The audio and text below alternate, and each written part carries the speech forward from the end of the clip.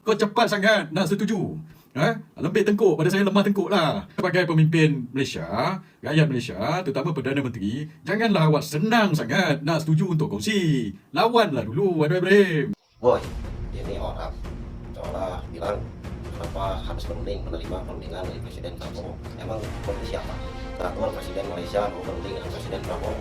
Itu siapa? Dan kalian banyak pula masyarakat Malaysia yang setuju dengan atas diskusi perundingan mengenai amalan dikelola secara bersamaan. Dan sama tahu ya, intinya gini, Presiden Bapak Prabowo Subianto ini kebijakan atas memilih diskusi dan mengelola amalan bersamaan dengan Malaysia dari hubungan lebih baik lagi. Karena Presiden Prabowo itu mengakui bahwa budaya Malaysia itu sama dengan Indonesia dan menganggap saudara. Dan harusnya bersyukur Prabowo Subianto Presiden Indonesia mau berunding dan mau secara bersamaan mengelola. Tapi saya yakin tentu saudara-saudara harus tahu ini orang provokasi yang sebenarnya tidak seperti itu.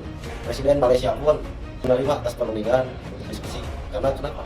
Karena menghargai atas peduliannya, loyalitasnya Prabowo Subianto Presiden Indonesia dengan menjalin hubungan untuk mengelola secara bersamaan seperti itu. Bukan masalah tidak berani Prabowo Subianto melawan Malaysia seperti itu. Karena kalau dilawan pun jelas mata dunia pun tahu Indonesia jelas bakal menang. Indonesia tidak takut, namun menganggap saudara seperti itu. Negara Malaysia, makanya seperti itu. Perang tinggal perang aja. Indonesia tidak takut.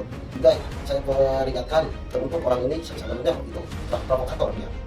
Seolah-olah dia tahu apa dia untuk bangsa dan negara. Seolah-olah dia itu mengatur-ngatur presiden. Siapa dia? Ada siapa? Jangan ngatur-ngatur.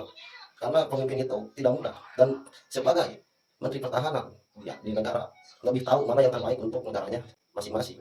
Jadi jangan menjadi provokator seolah seharusnya jangan diterima, harusnya lawan dulu Indonesia. Memangnya Indonesia takut? Tidak takut. Cuman saya tanggapinya kerasinya seperti ini, Indonesia tidak takut, bahkan perang pun siap. Namun ini provokator yang orang ini seolah-olah sosok menganggap bodoh kepemimpinan Presiden Malaysia, Presiden Anwar, seolah-olah disebut bodoh oleh orang tersebut. Dia orang Malaysia. Namun tidak semua, ini orang ini aja. Seolah pinginnya jangan diterima, harusnya dilawan Indonesia. Indonesia kalau misalkan untung saja diberi diskusi dengan bijak oleh Presiden Indonesia dengan mengelola blok amalan secara bersama-sama. Untung saja dikasih seperti itu. Mengenai masalah perang kalau dilawan gak bakalan seberapa. Seperti itu, kasih keras, kasih tahu. Jadi intinya Presiden Prabowo bukan pengecut, bukan takut kepada masyarakat Indonesia pun harus tahu. Prabowo itu hanya diambil kebijakannya soal perang jangan ditanya lagi. Intinya kalau perang terjadi Malaysia dengan Indonesia, jelas Indonesia yang bakal menang. Tapi intinya tidak mungkin karena dari Presiden Malaysia pun memilih untuk berunding karena paham juga. Namun teruntuk orang ini yang barusan di awal berbicara, dia intinya provokator.